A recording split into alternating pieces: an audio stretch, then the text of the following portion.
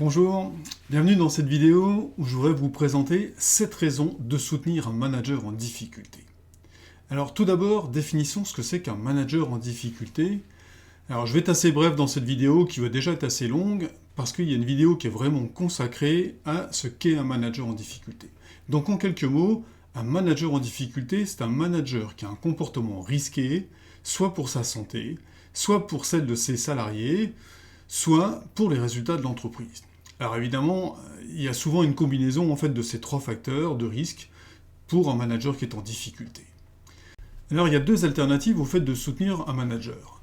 La première alternative, c'est le laisser faire.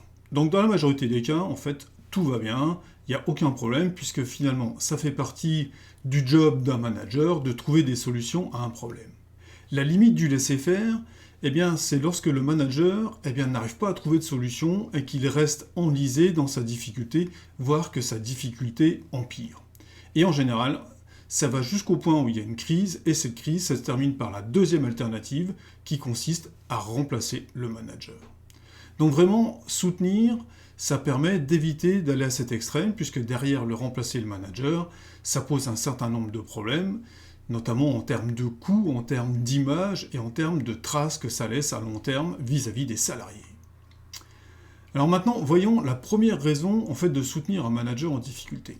Alors c'est pas la raison la plus sexy, c'est simplement la loi qui oblige en fait toute entreprise, tout dirigeant à prendre en compte la sécurité et la santé de ses employés.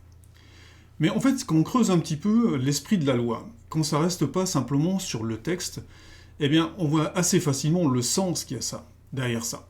Parce qu'en fait, il y a peu de chances qu'un manager se sente bien ou qu'il soit, on va dire, en respect de la santé de son équipe et en même temps qu'il ait des bonnes performances.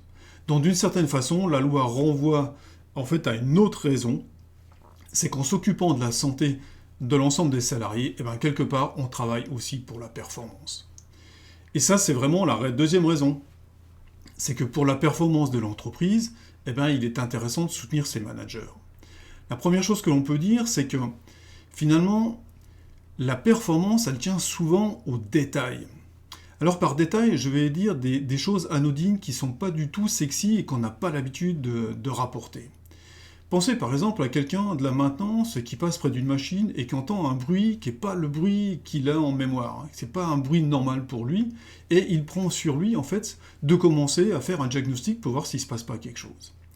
C'est ce détail-là qui souvent va faire la différence entre cette machine qui va tomber en panne ou cette machine qui va être prise à temps et éviter peut-être de grandes pertes de production. Un deuxième point que je voudrais mentionner là-dessus, c'est que si on reprend cette idée en fait de la personne de maintenance qui passe, elle va souvent faire cet effort supplémentaire pour une personne. Et cette personne, c'est souvent son manager. À la différence de faire un effort pour l'entreprise, pour un chiffre d'affaires ou pour quelque chose d'assez abstrait. Donc ça, c'est une raison importante en fait aussi de soutenir son manager, c'est que ça va permettre aux personnes de faire des efforts pour quelqu'un, et ça c'est bien plus fréquent que de faire des efforts pour une cause abstraite. Autre chose, c'est qu'un manager qui rencontre une difficulté et qui surmonte cette difficulté-là, il a toutes les chances d'être un meilleur manager qu'un manager qui aurait mené sa vie sans rencontrer de difficulté. Parce que oui, la difficulté, ça permet aussi d'apprendre. La troisième raison, ça va être que le manager, en fait, c'est quelqu'un qui a de l'influence. Même si on n'est plus au 19e siècle, même si on n'est plus dans l'obéissance totale, on peut dire que le manager est une position d'autorité. L'autorité que vous, dirigeant, vous lui avez confiée. Et cette simple position d'autorité, ça lui confère de l'influence, notamment de l'influence sur les personnes de son équipe. Alors cette influence, elle peut s'exercer dans un sens ou dans l'autre. Elle peut s'exercer de façon favorable, c'est-à-dire si le manager est plutôt bien, il va plutôt défendre, l'entreprise et plutôt des choses positives. Et à l'inverse, et là en général c'est beaucoup plus puissant, si le manager se sent mal, il va pouvoir influer de façon négative un grand nombre de personnes. Je vais prendre un exemple simple. Un manager qui serait mécontent par exemple de sa hiérarchie a toutes les chances d'être facilement entendu par ses collègues et puis par les membres de son équipe. Ensuite, on va dire que l'influence, c'est aussi quelque chose qui est assez inconscient. En fait, il y a toute une série de recherches qui ont été faites en psychologie là-dessus pour montrer que notre état d'esprit, même si nous ne l'exprimons pas, va influer en fait sur notre comportement. Ce qui veut dire qu'un manager qui serait mal dans sa peau, par exemple, qui serait mécontent, qui serait, je dirais, déçu, même s'il ne souhaite pas le montrer aux personnes de son équipe, quelque part, il va transmettre le signal, volontairement ou non. Donc ça, c'est quand même un point important à avoir en tête.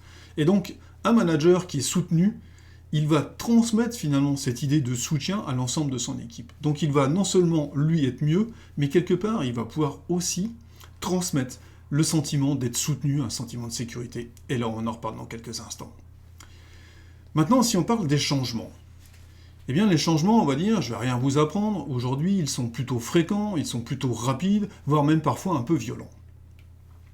Eh bien, le manager, il a un rôle à jouer là-dessus parce qu'il a de l'influence. Donc, il va pouvoir influencer en favorable ou en défavorable les changements. Il va pouvoir les rendre plus faciles ou moins faciles en fonction de sa position à lui. Et on l'a vu même avant, même s'il ne souhaite pas l'exprimer, son comportement global va dépendre de son état d'esprit. Ensuite, le manager peut jouer un rôle de test. C'est-à-dire que s'il est impliqué dans l'idée du changement, dans la discussion du changement, eh bien ça permet finalement de tester le changement à une petite échelle avec un petit nombre de personnes et a priori avec des personnes qui peuvent prendre plus facilement du recul. Donc ça évite d'amener un changement, on va dire, qui concernerait l'ensemble des salariés et de se retrouver face à un refus. Donc voilà, donc de ce côté-là, le manager, il peut jouer le rôle de test. Ensuite, il y a un autre élément, c'est que le manager, il peut permettre d'éviter la courbe de deuil. La courbe de deuil, en fait, c'est quelque chose qui a été présenté en psychologie par le docteur Kubler-Ross, et qui dit que finalement, avant de rebondir, on va passer par le fond du trou. Eh bien, il existe une alternative à ça, qui est simplement en fait de poursuivre une envie. Et là, qui est mieux placé qu'un manager pour distiller, pour répandre de l'envie, et donc de ne pas tomber dans le trou du deuil avant de rebondir. Donc ça veut dire que par ce biais-là, en fait, ça évite de perdre du temps. Maintenant, si on prend un autre point qui ressort très très fréquemment dans les enquêtes sur le bien-être au travail, eh bien c'est le déficit de communication. Donc clairement, c'est aussi un rôle du manager, en fait, d'être un relais de communication. Alors bien sûr, on va passer facilement à la communication descendante, celle qui est top-down, là où en fait on va relayer de l'information. Mais il y a une autre communication qui est aussi très très importante et qui est peu souvent mentionnée. C'est la communication ascendante. La communication ascendante, c'est quoi? Ça veut dire que le manager, lui, il entend ce que les personnes de l'équipe peuvent lui dire, les difficultés qu'ils rencontrent, les envies qu'ils ont, les idées qu'ils ont. Et il peut en faire part et les remonter de façon à ce que ça soit traité. Mais cette communication ascendante, c'est aussi faire preuve d'écoute de l'ensemble des salariés, et ça encore, c'est une demande des salariés en termes de bien-être au travail. Donc par ce biais de communication, finalement, le manager peut être un bon relais de bien-être au travail. Et puis comme le montre la psychologie positive, le bien-être au travail précède la performance. Maintenant, la sixième raison.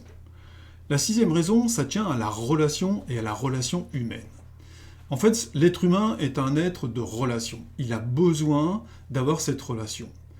Et donc, ça veut dire que le manager, s'il instille une bonne relation avec l'ensemble de ses collaborateurs, eh bien ça va être source de bien-être. Et avec tous les effets derrière, et notamment en termes de performance. A l'inverse, s'il est dans une relation conflictuelle avec les personnes de son équipe, eh bien là, on va tomber dans le mal-être. Et on peut continuer comme ça avec la méfiance ou la confiance, avec la sécurité ou la crainte. C'est-à-dire qu'aujourd'hui, un ensemble de salariés, un groupe de salariés qui craignent leur manager, eh bien ont très peu de chances finalement de donner le meilleur d'eux-mêmes.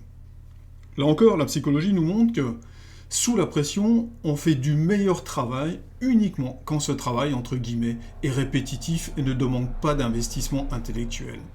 Dès lors que l'on veut de l'autonomie, de la prise d'initiative, de la prise de décision, ou une certaine latence en fait dans les mouvements, eh bien il y a besoin d'une certaine sécurité, de sentir entre de bonnes mains, de pouvoir oser et de pouvoir se tromper et en même temps d'être soutenu. Voilà, donc c'est ça aussi qu'apporte un manager. Maintenant, parlons de la question du remplacement du manager. Eh bien, ce remplacement, il va être difficile pour plusieurs raisons. D'abord, le temps de formation, c'est-à-dire que ça prend du temps d'acquérir de bonnes pratiques managériales. Ensuite, ce qu'il faut voir, c'est que le manager, avant d'être un manager en difficulté, c'était un manager à qui on a fait confiance, un manager qui a fait ses preuves, qui a donc des atouts, qui a apporté quelque chose à l'entreprise. Eh bien, en fait, remplacer le manager, ça veut dire aussi se priver de ses qualités. Et si on regarde bien ce qui se passe sur le terrain, eh bien, souvent, un manager qui est en difficulté, notamment lorsqu'il est en difficulté avec ses équipes, est souvent maintenu en position, justement parce qu'il a ses qualités. Mais il n'est pas soutenu pour changer, on bénéficie de ses qualités et on laisse la difficulté s'installer. Donc ça veut dire qu'un manager est en difficulté, il a un point à surmonter, mais malgré tout, il a des atouts, et ces atouts-là vont aider le manager justement à changer. Un autre élément, c'est que si on regarde en fait les derniers sondages sur l'image de la fonction managériale, et notamment auprès des plus jeunes, eh bien cette image se dégrade. On va dire, pour dire simplement, finalement les jeunes n'aspirent pas vraiment à devenir manager parce qu'ils considèrent que cette position est une position très difficile. Donc l'image classique qui est donnée, c'est l'image de se retrouver entre le marteau et l'enclume. Avec le remplacement, il y a aussi une question d'image de l'entreprise. Si le manager est soutenu, quelque part, c'est toute l'image de qui s'en trouve, je dirais, améliorée. Ça veut dire que l'entreprise soutient ses managers. Ça veut dire que, en termes d'attractivité, y compris pour trouver des nouveaux managers en termes de remplacement, l'entreprise sera beaucoup plus attractive si elle a la réputation de soutenir ses managers, de les développer. Parce que je rappelle, c'est dans la difficulté que l'on se développe. Donc en fait, à travers le soutien à un manager en difficulté, c'est toute l'image de l'entreprise qui s'améliore. Et y compris si ça doit conduire finalement au remplacement du manager. Parce que quelque part, ça veut dire que la solution du remplacement n'aura pas été utilisée tout de suite, mais il y aura déjà eu une phase où, entre guillemets, on a vraiment essayé d'aider le manager à surmonter sa difficulté. Et puis maintenant, il y a une raison supplémentaire, et cette raison, elle est assez sympa, c'est que eh bien, quand vous avez un manager qui est en difficulté, quelque part, ça occupe une partie de votre esprit. Donc résoudre un problème avec un manager, ou permettre à un manager de se développer, eh bien pour vous, c'est un petit peu de zénitude en plus, et c'est un petit peu plus de tranquillité d'esprit, eh bien pour vos intérêts à ce qui est important pour développer l'entreprise. Alors maintenant, pour aller plus loin, parce que vous voyez bien la limite de cette vidéo, déjà elle est assez longue, mais en plus, on reste au niveau des généralités, parce que même en prenant des exemples, il y a très peu de chances en fait, que ça tombe sur quelque chose qui vous intéresse directement. En fait, les situations sont très variées. Donc ce que je vous propose, c'est si vous avez un manager à soutenir, un manager qui est en difficulté, eh bien, c'est d'échanger. D'échanger pour vraiment s'intéresser à votre situation et quelque part prendre le temps de dégager des opportunités d'action. Alors ça, c'est l'entretien croisé. L'entretien croisé, ça veut dire qu'on passe environ 45 minutes ensemble à étudier votre situation et à faire ressortir en fait des opportunités. L'entretien croisé, c'est gratuit, c'est sans engagement, et donc je vous invite simplement à réserver votre créneau pour qu'on puisse en fait avoir cet entretien. Donc pour réserver, c'est facile, soit vous suivez le lien qui est dans la description de cette vidéo, soit vous tapez directement dans votre navigateur p21.fr/entretien-croisé/ et vous trouvez un créneau qui vous convient, un créneau qui me convient, et donc on aura l'occasion d'échanger. Donc je vous dis à très bientôt, justement lors d'un entretien croisé.